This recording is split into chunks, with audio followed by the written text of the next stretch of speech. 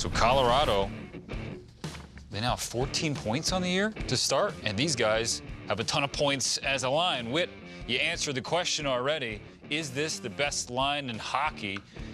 Viewers at home, that's not their season stats. You see up top, that's the last 4 games. So, I mean, they've played 9 games, and that's how many points they have in the last 4. So you can imagine that this line is feeling it. Yeah. They're comfortable together.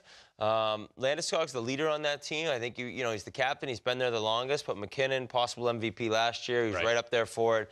And Rantanen is now starting to show who he is. I think people last year didn't realize how good he was. You can't not notice it now because the chemistry this line has. I mean, I know I mentioned earlier that the Boston line of Pastrnak, Marchand, and Bergeron, they dominate. They're always in the discussion for top line. And Ben Sagan and Radulov and Dallas, they're up there. But these 3 in Colorado right now, nobody compare in the last week or 10 days, whatever you want to do. I'm doing the math on the year. 20 goals. You're not a math guy. I'm the math guy. Yeah, that's right. I'm a math guy. 80 million, 70 million. Yep. 20 goals, 23 assists. How many points is that, Whit?